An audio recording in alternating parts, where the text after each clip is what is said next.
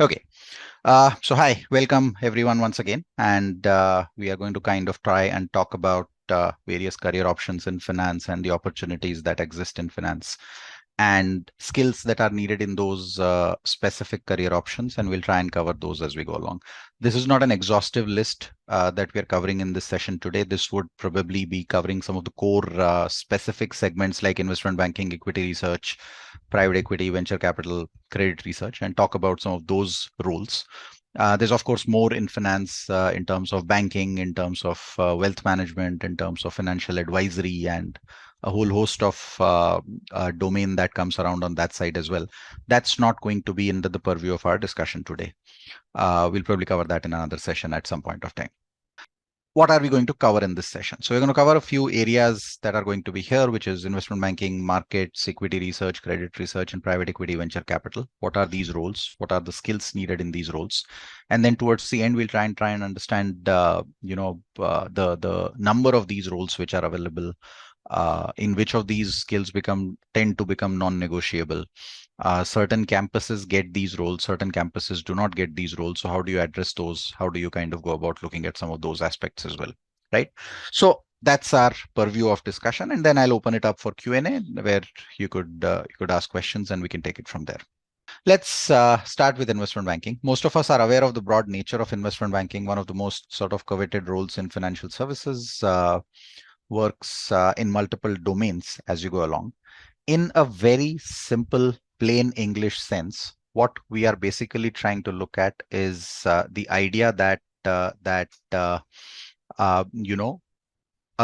investment bank is basically helping a corporate raise or deploy capital.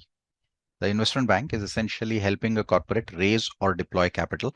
And the idea in that context is it's sort of the expertise in raising or deploying that capital that is predominantly being used, right? Now, this includes the contour of two segments. These are my segmentations that I've done just to help us understand this slightly better. The contour here is with respect to transactions or markets. So you could have two kind of roles. One is around transactions, the other is around markets. And the perspective of looking at these roles is from that viewpoint when we are looking at these aspects, right? So what happens in this segment is you're essentially helping deploy or raise capital in one form or fashion. Not all investment banks will do all the activities that are outlined here. A full service investment bank typically does all of this.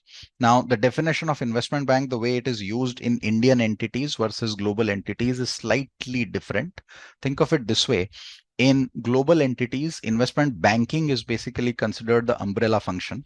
Like if you're talking about a Goldman or an HSBC or a JP Morgan, they would be full service investment banks, and banking would be a part of that, right? And so that's how the global connotation works. In India, the larger banks, which will be, let's say, the private banks like an HDFC or an ICICI or a Kotak, would all be, or Axis would all be essentially an umbrella entity would be the bank, and within that investment bank would be a domain, right? So just be sort of aware that, functionality is the same. It's just the nomenclature when you talk about it. Global literature will tell you that if you read on the internet that Goldman is an investment bank, and within that there's a commercial banking function that exists. Indian literature will tell you that Kotak is a commercial bank, and within that the investment banking arm kind of operates. Correct? The functionality is the same. The investment bank is either helping you in terms of transactions or in terms of markets. Let's try and understand what these are. Transactions broadly are including some of these things, but are not limited to M&A, right?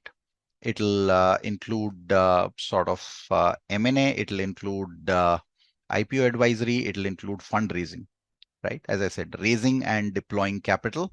So either you are raising money in the form of an IPO where you'll go to an investment bank and the investment bank is going to help you. You're doing an M&A, kind of getting sold or getting acquired by somebody. That's where an investment bank is going to help you. Fundraising, you're raising money through any other channels, debt, for example, or issuing equity to a certain clutch of investors, or you're a startup who's trying to get in private equity investors. All of that fundraising would come on the transaction side of investment banking. Market side of investment banking is basically where you also sort of deploy your capital and clients' capital in terms of trading, investing, structuring, sales. All of that kind of comes on the market side of things. Markets as a role does not exist too deeply into Indian investment banks. Essentially, Indian banks don't offer a lot of this because the customers are also not too mature. I mean, some companies use this and they use global banks as well to kind of work around it. Markets typically is provided as a role by global investment banks. So your JP Morgans or HSBCs or Goldmans of the world will basically give you the markets roles, where you will basically be sort of working on, trading on various asset classes, structuring some of these products for your client requirements. And of course, sales becomes a function in all of these because you will go and talk to clients what their needs are and so on and so forth, right? Uh, there's just a sort of a top level list. There could be more nuances to this, but to give you an idea, what's really happening is if I am a corporate who wants help in acquiring another corporate or in selling myself out or in raising money through selling some stake or in raising large amounts of debt, I will probably approach an investment bank and say, can you help me out with this? Right? More so because the investment bank will have a better sort of an understanding with respect to, what is the sort of expertise needed in that particular domain. They will also have a sense of who are potential customers, potential acquisition targets. Let's say if I'm acquiring somebody, who are potential acquisition targets, or if I'm raising capital, then who are potential investors for me who will put money into my company. Right. So that's what an investment bank typically does. When you see an IPO that is coming across, you will see a bunch of investment bankers' name that is given out there on the first page of the IPO prospectus. Then you see an M&A activity that is happening, one company acquiring another one. You'll see some investment banks would have advised the acquirer and some would have advised the acquiree. And that entire transaction would have played out accordingly. And of course, fundraising, where the investment banks would help you out in terms of, stuff like if you're raising funds through debt, then you could take it to one bank, you could issue a bond, you could do what is commonly called as debt syndication, where you could, help out the company by reaching out to multiple banks together and clubbing that money in. All of that is the part of the transaction side of things. This basically transaction advisory is what you're doing, right? Markets, as I said, is deploying capital into certain aspects. So if you're putting money in equities, fixed income, commodities, currencies, doing all kinds of trading there on corporate money is basically what markets role comes into it. Treasury, in a sense, is a role that kind of comes here, right? So that's the construct of what are the core roles that are there. You could also sort of see a segregation of investment banking. We sort of saw, bulge bracket IBs, the global ones would be these names that are there we talked about. Mid-sized IBs would be, let's say, all Indian names that are there. There are also a bunch of boutique IBs that have kind of cropped up in the last decade and a half in India. So the likes of Avendus, O3, Spark, Indigo Edge, Allegro, where I used to work, for example, are all some of these sort of boutique IBs. Some have become very big, like Avendus is reasonably large, O3 is reasonably large these days. And you're basically looking at a bunch of these banks. There is also specialization in some of these in terms of sectoral transactions. So for example, in India, if there's any kind of a tech deal that is happening, you'll probably see the like of Avendus being involved some way or the other in that, right? They've built that reputation for themselves in the tech domain that kind of comes out there, right? So that's the construct in terms of transactions. You would also hear terms like front office, middle office, back office typically, which would kind of come up. So your front office is the deal environment. So either your front end deal that kind of comes up. So anybody who's on the front end talking to customers, talking to corporate, saying, okay, do you need to raise money? We can help you do that. That's the front office. Teams supporting these front office analysts, associates could be, analysts or associates who are basically helping out churn models. So research also in most investment banks kind of lies here. Some of these research outfits in global investment banks get support from other geographies where you also transition research into middle office. So for example, a JP Morgan would have a middle office research desk in India as well, which would be supporting a lot of their analysts globally in terms of, helping them with data, with presentations, with models, basically helping them at the back end in terms of, sort of working around that. Risk management for all the investment banks typically lies in the middle office. Compliance and other stuff is back office typically. Portfolio reporting, portfolio reconciliations, all of that basically happens in the back office. So think of it this way. The most coveted roles are on the front office side.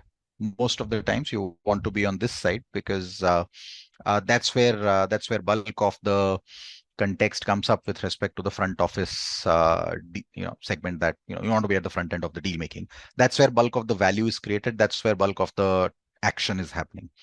Middle office roles are a good way to sort of enter some of these industries and then try and chalk your way out towards the front office. But depends on what kind of names you're working with. Sometimes uh, there's a pathway to front office. Sometimes there isn't. Right. Back office is basically a sort of a support function that kind of comes up in a lot of these investment banks and tends to stagnate over a period of time. Initial few years it is great, but then over a period of time it tends to sort of stagnate in that context, right? Uh, your markets roles can also sort of be divided into equity capital markets, debt capital markets, in terms of, when you're investing in various segments, you could be working in that. Also your transactions roles. So this is, if you were to segregate an investment bank in terms of whether you're helping raise equity or you're helping raise debt, that's ECM or DCM, equity capital markets, debt capital markets. Uh, in ECM, you're helping raise money by issuance of equity. In debt capital markets, you're raising either through direct debt or through bond issuance that is playing out, right? That's another segmentation. Some banks are strong on one, some banks are strong on the other, some are strong on both the areas that are there. So that's the construct of investment banking that is there. There's a role called corporate finance, which has started becoming more prominent. It was always there, but Indian firms, especially conglomerates, have started kind of incorporating this inside that, if you look at a large group like the Reliance Group or the Aditya Birla Group or Tata Group, they will not necessarily always rely on an external investment bank. I mean, there's always a deal making or an activity that is going on from time to time. So at some point of time, what they could do is they could essentially say that, let's create an investment banking team, at least core to our business internally, and then, we could take help of other investment banks from time to time. So this is also a common norm these days where you'll find corporate finance roles coming up in some of these entities. Think of it as investment banking, but inside a firm. Capital raising, project finance, treasury, all of it is happening inside this. You're managing money, you're deploying money, you're raising money for the corporate entity. Uh, Aditya Birla Group would be making investment across businesses. You would be evaluating those businesses essentially. So very similar to an investment banking role, just that it's inside the firm, and it's more aligned to the firm's self-interest rather than saying that, okay, I can work across the spectrum of firms and across the spectrum of industries and work with that. Pluses and minuses that come up when you look at these roles. Now think about it. What are the core skills that would be needed? And I'll come to sort of broadly common skills that are needed. But at the heart, at the end of the day, you are essentially helping a company go and acquire another company or helping a company raise capital. When you are raising capital for a firm, you have to go to the firm and say, I will help you raise capital, right? The firm will say, why would you be able to help me raise capital? So you need to be able to decode the industry. That's first, right? I can't go to an insurance company and tell them that I will help you get an IPO without knowing enough about the insurance industry, right? So I need to know about the industry. That's the core first element, in and out, detailed understanding of what industry or what company you are targeting, essentially what industry they're working in, right? Second, I need to know good detail about corporate financial statements, financials, valuations, etc. Right? I need to know about that company. I need to know about competitors in that space. I will be able to only then go and guide a company saying that I'll help you raise capital, right? Needless to say, eventually it's all going to boil down on a number. So valuation skills are absolutely critical as well, in that order, right? First industry goes into company financials, goes into valuation. I'll give you an example. Assume a company or a fund is trying to acquire a healthcare business in India, hospital business in India. You need to know the industry. What are the challenges? What are the regulatory policies? What is the framework? What kind of growth rates, etc., kind of play out there? To the point that you also sense, if you think about hospitals as a segment, you'll realize it's a scale business. The larger the scale, the more possibility of gaining more trust and consequently more sort of patients walking into that particular hospital. So as the size becomes larger, the valuation jump is non-linear, right? You will see a bigger valuation being given just because, the trust kind of gets established over a period of time. Similar to banking in a sense, right? As the bank becomes larger, the trust factor kind of goes in. So you analyze the industry in that context. Then individually, you have to look at companies and understand their strengths. and weaknesses in terms of, what geographies they operate in, what areas do they operate in. Are they, for example, if you're looking at healthcare, is this a famous cardiac hospital, or what are the other streams that are available there? And understand what is the unit economics of each of those in terms of a process of work that is there. Understand the risks, because regulatory risks could exist in this segment as that context, and then eventually go down the path of saying, okay, let's do a valuation exercise. So you need to understand what other hospitals are trading at in terms of multiples. You need to understand how the healthcare segment kind of grows and has grown globally in that context, and understand what kind of methodologies of valuation would work well, right? That's the context that is needed specifically from the purview of a particular transaction that's happening. If you're on the markets domain, you're investing, you're trading on capital, then you need to know the understanding of global markets, various instruments, asset classes, equities, fixed income, derivatives, currencies. How do they operate? What really is the scenario in those? What are the instruments available in those? Just a sense of understanding of markets is very important. And remember, this is something I can't stress enough. As we start our careers, a lot of us tend to have this belief that sales is not something we want to get into. Almost all roles, especially if you're an MBA and you're getting into a business management kind of a role, almost all roles will eventually move towards a degree of business development or negotiation skills getting embedded into that. Right? Don't close your eyes to that, because it's not like an investment bank is going to get business out of, in their lab just sitting, right? They'll have to go to corporate and they'll have to develop that business a lot of the times, and say maybe a corporate actually doesn't know that they need to go for an IPO, right? Or they can go for an IPO, right? That is something that a lot of the times is explained to various corporate by investment bankers. So business development, negotiation skills, because this is eventually going to boil down to one entity investing in another. Those negotiation skills become very, very important in that overall context, right? So that's what the core skill set that is needed in investment banking, right? I'll take questions towards the end as we go along. Let me just quickly run through all of these in one shot. Equity research, the next domain that comes up, closely linked with sort of investment banking. In a lot of global banks, it is considered a part of the investment banking business. In India, it's considered a separate sort of a segment. This is typically classified in two zones, buy side and sell side. The terms or names themselves are a little bit of a confusing term. It's not like you're selling something or buying something in that context. That's why buy side, sell side comes. Every broking firm that is essentially coming out with a research report on a stock saying buy, sell, hold is a sell side entity. So this is where your brokers are, right? Why are they called sell side? Is because eventually they are trying to get somebody on the buy side transact on their broking platform. That's their core money making mechanism, right? The buy side is basically all the funds who are essentially transacting. They could be buying or selling securities, but they are the ones who are taking action on a portfolio. That is what a buy side essentially means. So all your mutual funds, all your PMS, AIFs, insurance companies that are investing in markets, all of those are on the buy side, right? That's a buy side role. So your fund manager of a big mutual fund is a buy side person, whereas your equity research analyst for a broking firm is basically sell side. Within sell side, you again see sort of a segments, sort of segmentation into institutional sell side and retail sell side. When you look at retail, this is typically to retail investors or some high net worth individuals that a lot of brokers kind of offer. This is a predominant role offered by Indian broking entities. Institutional is the more sort of coveted role, because then you are dealing with institutional clients. you know, Skill set required is deeper, and you'll be judged based on the performance of what is going on. Pay scales are better as well in the institutional segment. And buy side, of course, you're on the front end trying to basically manage money. So that's actually the skin in the game thing in equity research, right? Names of some of these that you can think about. Your buy side would include all the kinds of mutual funds, hedge funds, PMS, AIF products in India. Your sell side would include all the broking firms. Most firms actually have both. So you'll have an ICICI mutual fund and you'll have an ICICI securities. You'll have a Kotak mutual fund and a Kotak securities, right? So that exists across buy side and sell side in most global or full service investment entities or banks that exist. Both sides would exist. Skill set needed is largely similar, right? What, however, plays out in some of these segments is, let me go back on this slide and explain the skill set needed.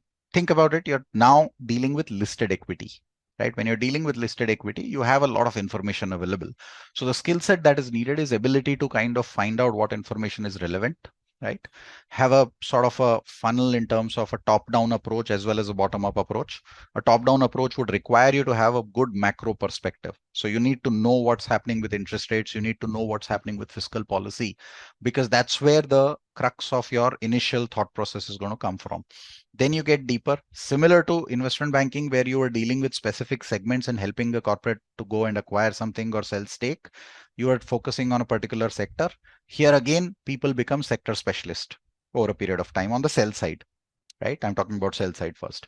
So on the sell side, you'll probably pick up a certain set of sectors, for example, a BFSI or a technology, and you'll go deeper into companies, analyzing those companies, building reports on them, building models on them, and coming out with research reports, detailed research reports that are going to come out, right?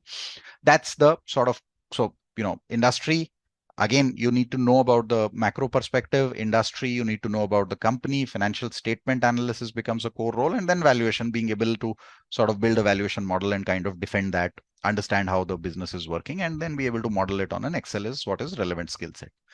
On the buy side, usually don't go in depth into one sector. A buy side, again, you have a fund manager and you have a bunch of analysts under the fund manager. These analysts are essentially looking at probably multiple similarish sectors. So the breadth of analysis is a little bit more. The depth may not be as detailed. They, of course, understand everything because they're getting support from the sell side research analysts. The models, the reports, all of them are coming from the sell side analysts because the sell side is giving that to the buy side. The idea is that buy side, eventually, if I'm a fund manager at a large mutual fund in India and I have to buy, let's say, 10 lakh shares of Infosys, I will have to execute it on a certain set of brokers, right? That's where the bunch of the business kind of comes up, and hence the sell side analysts are helping the buy side. Achha, sell side analysts also support investment banking teams. So if you're doing an IPO advisory in investment banking, then a lot of the research is being supported by sell side analysts to the investment banking team in that context in global banks. So that's the construct, what is there. The core skills needed, as I said, macro perspective, analysis of industry and the company, financial statement analysis, valuation, good understanding of equity markets, and tools such as Excel. Wherever I say Excel, assume Excel, PowerPoint, etc. coming into it, right? That's the contour of equity valuation and the skills needed in that. An offshoot of this is credit research. That's a slightly bigger role that's coming up in India in terms of volume of roles, but is not considered as glamorous as the equity research role in all in the industry, in the perception of people. Just what you are doing in terms of investing in equity, you're doing similar stuff in terms of looking at credit rating of a firm. These roles exist in two kinds of entities. It'll exist in almost all banks, right? Because a bank is basically giving out a loan to a corporate. So you need to do credit research before that. And every time a company is issuing a bond, that bond has to be rated mandatorily by third-party agencies like CRISIL, India Ratings, ICRA, etc. Rating firms would exist in that context, right? Remember, when somebody think of the investor's perspective. If you're investing in equity markets, you know that you can lose money, right? Your mind understands that you can lose money. So you're aware of the risks in that context. When you're buying a bond or a fixed deposit instrument from a particular entity, your mind doesn't understand the risk, or at least you're not perceiving it as a risky investment. You're assuming capital is protected. So the context of credit research is in the ability to analyze a firm's financial statements more from a risk management perspective than from a return generation perspective. You're looking at the same set of financials in equity research and credit, right? I'm looking at the same company, same financial statements. But in equity research, my focus is more forward looking, which is, what's going to happen in the future that is going to create value for this business. Whereas in credit, I'm looking at what's available today. Of course, I'm going to look at future and how it's, but my perception is more in terms of, whether they will be able to repay the loan they've taken. Right. So that's the purview. Your hat changes a little bit in that context. A bunch of these agencies, you will have very similar sort of a skill set that is needed. Two differences. One, debt securities and their valuation and understanding of debt markets becomes critical. Second, understanding of financial statements. You need a deeper understanding, right? Because now when you're doing credit research, you're not just looking at the idea. Think of it as, you're coming from a risk management perspective, right? So your idea is not to look at just the ability of a firm to repay. You can't take numbers on face value. You also have to try and understand what is the willingness of a firm to sort of come up and, repay that money. So that becomes a core sort of segmental understanding in terms of valuation of debt securities and deeper understanding of financial statements. You will typically find somebody who's worked in credit research for a while will have a stronger skill set in terms of decoding financial statements than somebody who's working on the equity side. With all due regards, all of them have good skills, but it's perceived to be more important on a credit research platform to be looking at financial statements in a lot more rigor, right? So that's credit research, which brings us to the last part, which is private equity venture capital. Now, all this while we have been doing sort of the discussion with respect to listed entities or companies that are large. Remember, an investment banking was supporting a company in raising capital, right? Let's say I am a startup who wants to raise $100 million. I'll go to a investment bank and say, can you help me raise $100 million? The investor in this case is one of these guys, most likely private equity venture capital. So think of this as buy side, right? Now, buy side, again, the definition of private equity versus in global sense versus India is slightly different because private equity is larger globally, right? The KKRs of the world are private equity. So they come and sort of invest large amounts of money in entities like geo platforms. In India, it's sort of a term that sort of gets muddled in that sense that, private equity firms, the size of deals is not very large so far. On a spectrum of deal making, when a firm starts raising money, you first have what is called as seed funding. Then you have angel investing. Then you have VC coming in early stage. Then you have private equity coming in. And then typically a firm goes IPO. That's the sort of timeline that works out. We are looking at this segment, which tends to overlap given deal sizes, given segments, and so on and so forth. The way it works is a private equity fund or a venture capital fund is sort of a hedge fund that is raising money from a bunch of investors. Let's say they raise 1,000 crore from a bunch of investors. Now, this 1,000 crore has to be invested in a bunch of startups. Private equity VC roles are looking at a purview of investing capital in a early stage business, trying to ensure they scale up this business and they get an exit, right? So that's their requirement. For example, when Mama Earth came with their IPO a few months back, a lot of the private equity funds were or VC funds were exiting in that IPO. That's your exit, because otherwise, where will you exit, right? Digit Insurance came with the IPO recently, and private equity funds were partly exiting their holding at that point of time, right?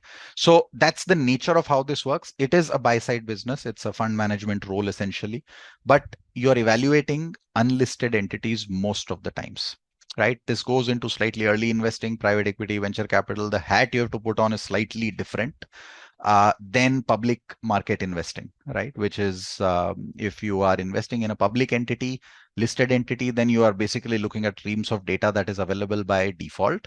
Here, that data availability is not there. You're also a little bit early in the cycle, so you don't know whether or not this will succeed. You're taking an outsized bet for an exponential outcome. The idea is I bet on 5 of these, and if 2 of them work, then 2 of them should make up for the 5 and still generate substantial return in that context, right? This is a difficult segment to get into because there are very limited roles for freshers. Most of these firms would not go to a B school to hire freshers. If they go, they'll probably go to restrict themselves to 1, 2, 3 campuses essentially, and very limited roles at the initial end. Most of the movement that happens into private equity venture capital happens through either an investment banking role or a consulting role, right? So you could join one of these MBBs, Mac, PCG, Bain type consulting firms, and then move from there into private equity or venture capital, or you could go into IB, and then because in IB you are liaisoning with a lot of these private equity venture capital funds, you probably build a network and you could move there in that context as well. That is another possibility that can play out. This is the context, the core skill set needed, and there are a bunch of these names. I'm sure you would have come across these names in terms of your discussions, PE, VC funds in India that are popular. What are the skills needed? You need to have a solid understanding of the industry and company. Now, remember, this is early stage, so you don't have too much data. And a lot of these are sort of new emerging trends. So your understanding of these emerging trends is extremely important. A sell side equity research analyst who's analyzing some listed entity that has existed for a while may live in a world where, even if everything around us is AI and, tech development and all of that is going on, I could be analyzing a sector that doesn't use a lot of it, like let's say cement, and I could live with that without knowing about it. Right. But in PEVC, this is what you're going to deal day in, day out. There are new businesses, new models that are coming up, and firms are trying to challenge the existing models. So understanding of what are these emerging trends is absolutely critical. Valuation concepts become specific to industries. A lot of the times these are very early stage valuation numbers, so you don't know how do you go about doing it. The ability to foresee a trend that can work out in the future, the ability to bet on a founder and their team and say they will be able to execute something is what is very, very relevant. Industry company analysis, needless to say, similar, just that there is lesser information available. So you need to have the hat of working with a lot of uncertainty in this space. And hence, they don't necessarily hire a lot of freshers because we haven't seen as freshers a lot of the word. And the development of that ability to figure out what will work and what won't work takes some time, right? And of course, Excel PPT is like hygiene. You need to know this end to end in terms of your overall understanding. That's the construct of some of these areas that are there. What are some of the common skills that are needed regardless of these areas that you're targeting, or for that matter, any area in finance that you're targeting? You want to be really good with financial statement analysis. If you are given a bunch of financial reports of a company, you want to be in a state where you are very, very confident of how do you go about analyzing some of those data points, right? Annual report आपको दिया जा रहा है, you should be able to pick it up and go through most of it and understand, make sense of it, come up with a thesis. Thesis could be right or wrong. That's a different issue. That is a skill you develop over a period of time. But at least you should have the ability to decode financial statements very well, right? Industry analysis. This is a segment or a context that is not really taught in a lot of curriculums. And I mean, it is taught, but it's sort of staggered across a lot of things. So you'll read a little bit of microeconomics where you'll read, okay, industry structure, monopoly, perfect competition, monopolistic competition, oligopoly, all of those you read in micro. You'll read a little bit about stuff like subscription plans, and all of that is also kind of a part of micro. Uh, then you'll go about macro and see, okay, what are the macro factors that impact certain sectors. You'll read a little bit of industry analysis in segments like strategy. You'll read a little bit of it in some other components. It's all scattered, right? But this is one of the core skills, because before you go and pitch for a sector, before you go and analyze a sector, before you go and analyze a company, you go and come up with an investment report there, your first skill is industry analysis. Always try and decode industry analysis in that context. Most of these roles will eventually make a decision in terms of whether or not you're investing in a company. So valuation is absolutely critical in that context. You need to know about financial markets. I mean, all this conceptual knowledge is great, frameworks are great, but if I do not know how financial markets are performing, what are the various asset classes, how do they deal with, I need to know what are the, just a simple thing, indices of various countries. I need to know what Nifty, Sensex, etc. have been doing in the past. I need to know who are the largest companies in India in various sectors. Just a basic business understanding of markets is necessary in that context, right? Uh, Excel plus PowerPoint are core skills, although I think AI has sort of automated it to a sense. Technology has automated a lot of it, but still, this word works at this point of time predominantly using Excels and PowerPoints. So basic skill set around that is absolutely needed. And then basic corporate finance concepts. I mean, you can't not know about conceptual frameworks, cost of equity, cost of debt, NPV, IRR, all of that, working capital, all of that in terms of corporate finance is something that is absolutely critical. You need to be good with in the context of things, right? That in a nutshell is most of the skill set that are needed. Now I'll focus on some of these additional questions that come up around this before, I open it up for Q&A and say, one is how many such roles are available? So that differs from segment to segment. Roles are available, but basically I'll link this and the third question together. So investment banking industry in India probably would be 2,000-3,000 people, probably a few more if you consider boutique investment banks and all, probably about 5,000 people all put together in the investment banking domain, right? Meaningful investment banking roles. There is attrition, so people kind of keep joining in, and there are certain skill sets on a behavioral nature that you need to have an understanding of when you're joining some of these industries. Some of these are high pressure industries as well, right? So uh, roles are available, but they're limited. It's not like you'll have like 10,000 roles in investment banking coming, because the industry itself is not very large. Private equity, for example, in India, all put together will have 2,000 professionals. Equity research, I think, will probably have about 5,000, 7,000 again. Ballpark, that's the range of most of these roles. Credit may have a little bit larger, purely because that's upcoming as a space, and a lot of credit requirement, debt requirement is kind of coming up. So credit rating is a bigger recruiter in that context. But IB, equity research, are not very large recruiters. What that does is essentially it ensures that your skill set that I talked about is broadly non-negotiable. You need to be able to analyze a sector. You need to be able to analyze a company and its financial statements. You need to be able to sort of build a working valuation model. These are core skills. And when I say you need to be able to build a working valuation model, the skill is not in just building the Excel. That's a mechanical skill. You will you learn two of them, the third one will come automatically. It's not rocket science. The skill is in knowing what is the number that's going to go in next year, right? So the skill is the thought process that you have to develop when you're making financial projections. Can you make a logical projection of what will be Maruti's revenue next year?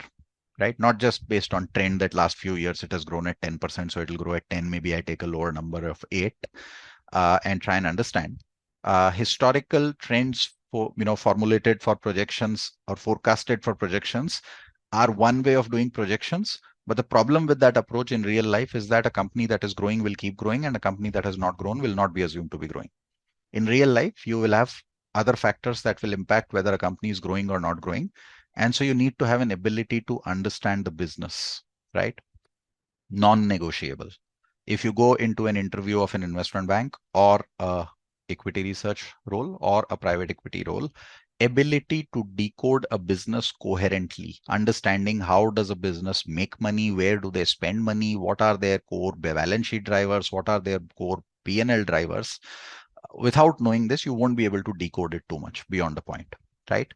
So just knowing the concepts is not going to be very helpful. You have to be applying those concepts, because nobody is going to hire you for the ability to calculate what is turnover ratio or what is return on equity. A, that is available. B, it's a learnable skill that a lot of people can learn very quickly. You will be hired for the knowledge of how return on equity impacts longer term returns, and the knowledge of all the user set or segment of companies that are there in India and what their ranges are, what trends are, what is driving return on equity for one company versus the other, right? In some cases, it may not even be a meaningful metric. So you want to know what that is, which is a very practical bent of information. That's a non-negotiable skill in a lot of these roles, purely because just too many people are fighting for it, right? Which brings us to the third point, which is how do you acquire those skills? So these skills, there are two parts to this. One is the conceptual framework around all of this, which is just the understanding of what are these numbers in the first place. That's one part. And then the application part of it, which is basically going and applying it to real life situations and cases or projects and so on and so forth, right? In the conceptual part of things, some things that help you are your curriculums. A lot of you are going into a B school and trying to study some of this. So focus on that, try and assimilate this information as much as you can. Uh, Plus, some of these certifications become helpful, which is like the CFA, FRM, CAIA, etc. of the world. Right. So that's the relevance of some of these certifications on the conceptual framework. Let me write that down. You want a conceptual clarity and you want a practical application or clarity that is there. Right. Conceptual framework, your college curriculum will teach you, right? Whatever course you have gone through in the past would have taught you a little bit. If you're a chartered accountant, you would probably have gone through some of this already. Uh, but that's a conceptual framework of things, right? A CFA will help you with that. MBA finance will help you with that. Just the fact that MBA finance is so sort of constricted because it sort of covers so many things over a 2-year period that trying to use it as a finance specialization becomes a little bit tricky, right? But for lack of a finance specialization course in India at this point of time, MBA finance from a good institute is what is considered de facto financial prowess in a lot of recruitment industry. So when the firms are recruiting, they will go to B schools purely because that is the best yardstick to sort of gauge finance talent at this point of time. Of course, CFA, etc. has come up, but there's some small challenges that come up there, which brings me to the final point here. A lot of us have questions, and this is a common question that keeps coming. It's only increasing over the years is, what is the relevance of these certifications? Should I do these? Okay. Now I have a multi-staged answer in this, right? The first point is they are very good certifications to help you with conceptual frameworks. You need to understand what role you are trying to apply for, and that's when you will choose some of these. CFA is the broadest, right? It covers the breadth of a lot of financial roles. FRM is reasonably narrow in terms of focusing on just risk management. So will be a lot more quantitative in nature. If you are somebody who's enthused about it, do it that way. CAIA is alternative investments, which is basically a very specific segment. Private equity, venture capital probably is helpful there because you get a sense of that. But as I said, a lot of these are helping you predominantly with the conceptual framework. They are made for the global audience. So practical understanding, a lot of these do not incorporate. CFA Institute is trying to sort of incorporate a little bit of financial modeling or Python and so on and so forth into it. But it remains to be seen as to how will they customize it for different geographies. I mean, in India, if you enter an investment banking interview or an equity research interview, people will ask you, how do you value Tata Motors? Or how do you value Airtel? Right? Unless you have basically gone through the annual reports of these businesses or you've basically tried modeling some of these on an Excel file, very difficult using your conceptual framework knowledge from some of these other certifications to go and use it here. I mean, that conceptual framework is going to be same in both these cases, right? You will cost of equity, you will know weighted average cost of capital and so on and so forth, and ratios to be calculated. But what is sought after in the industry is a lot more practical aspect of things. Now, the second layer of this is how do you get practical exposure?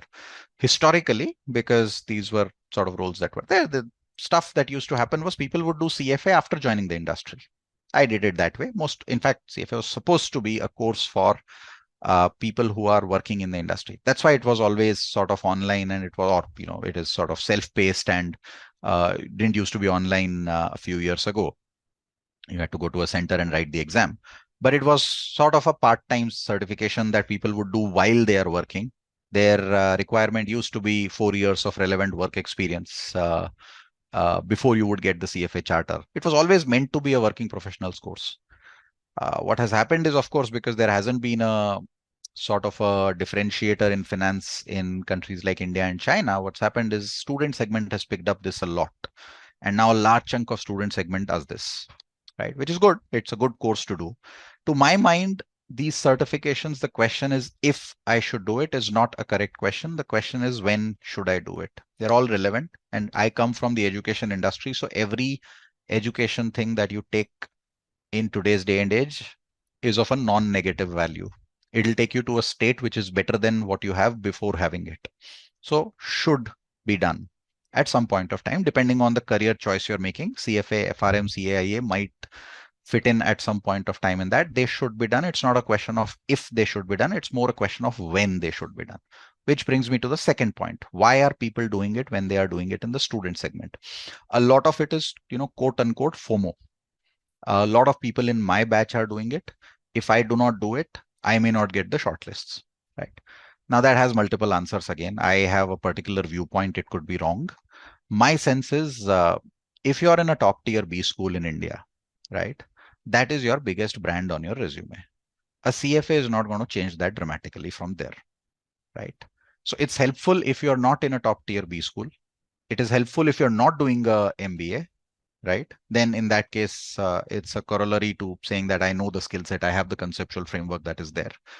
I don't think it is imperative that anybody does any of these certifications as they are a student. I understand there's a little bit of rat race going on in terms of your B school, this thing. So I wouldn't want to sort of take that decision for you. If you feel a little bit comfortable and finance is not a constraint in terms of money is not a constraint in doing it, and you think you can do it, do it. That's okay. The only point being that unless you have worked in the industry, you can't relate at least 20, 30, 40% of the concepts that you're reading We are great at clearing exams, so we will clear it nevertheless. But you wouldn't derive the max value out of a certification or a course like this. This is a beautifully designed certification. If you have worked 10 in your, 7, 8, 10 years in the industry, you'll relate everything to everything that you're doing around you, right? And that just adds to the learning value. The problem with this is if you do it without an industry experience or having a practical exposure to some of these areas or fields, a lot of it is just like cramming stuff and then, not knowing where it is going to get used and then going and writing it and then forgetting about it, right? There's no harm in doing that. Once again, I'll reiterate, it's not that it's all non-negative value. It's always positive to what you are in your current state. But I think you could derive more value if you have an understanding of the domain and you do it with that in mind rather than worrying about, oh, 20 people in my batch are doing it, so I should also do it. Then that goes into another layer that 50 people in my batch are doing CFA, so I should do FRM. It'll look different on the resume. So make no mistake, it has value. I wouldn't deny that. If two people are exactly similar, then even I, while recruiting, would look at somebody who's done a CFA versus somebody who's not done a CFA. But do not do it just for the idea that it will if I don't do it, I'll be left behind. I don't think recruiters look at it that way, specifically if you're in a top tier B school, right? uh, don't rush into any of these certifications because they will take time, and it's good to assimilate this knowledge over a period of time, right? That's my sort of understanding on this. Should be done at some point of time in your career. When that point, you decide for yourself when you're comfortable doing it. Don't think there is any rush to do it. uh, does add a little bit of value. If you're in a top tier B school, then probably lesser value addition as compared to if you're in a tier 2, tier 3 B school versus if you are in not doing a MBA at all. In which case you may find more relevance of doing a CFA because it helps you sort of get shortlists in that context.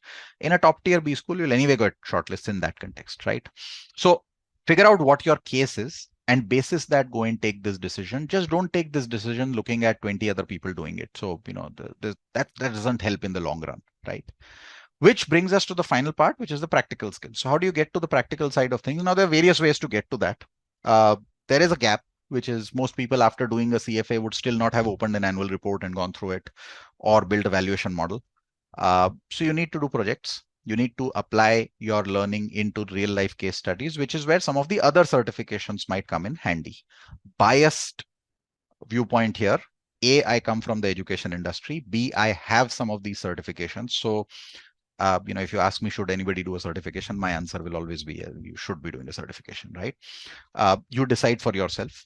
In my experience, it is relevant for 2 or 3 reasons. One, it helps you sort of looking at applying a lot of these practical concepts. So you can search for some of these certifications on the web. I'll tell you a few about what we do and so on and so forth. Choose for yourself. But some of these might be helpful in just applying what you have learned in real life scenarios, give you a lot of examples to talk about if you enter an interview in that context. So that's the function that is one part of the story.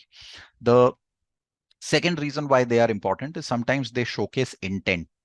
In your resume, if you have a few certifications that are put up, it tells the recruiter that you've gone a few steps ahead of anybody else who wants to build a career in this. At least you have tried to learn, right? Having said that, just adding lines and lines of certifications is not going to be helpful. People understand what those certifications are coming from, right? You do 20 different online courses and put certifications, and these days free courses also put up certifications, which is basically like a certification for watching videos. In some cases, the industry realizes the importance of what these are and what these are not because they've gone through this cycle, right? So pick up something that is a little bit rigorous, is tested, has some industry acceptance in that context, and more importantly, gets you to practice a lot of the skills and tests you on those skills. That's what is going to be important. Any course is non-negative. How much positive value it adds is what you will have to derive and understand. The practical exposure component is what you will have to kind of look at when you're looking at some of these elements in terms of these roles. Understood? So that's the construct that is predominantly what exists in a lot of these areas. We help you out with some of these components. For example, we have some free resources on our website. You can go and check out some courses are available for free. We have a YouTube channel, there's LinkedIn, there's a bunch of short courses, there are a few practical courses with projects. All of that I'll sort of leave out with you and you can check about that as you go along. But focus on developing these skills if you are trying to build a career in these area points, in these segments of investment banking, equity research, private equity, venture capital, and so on and so forth. That is what is going to be super critical in terms of your overall skill development, right? That, in a nutshell, is what my coverage was with respect to these segments. Hopefully, this was helpful.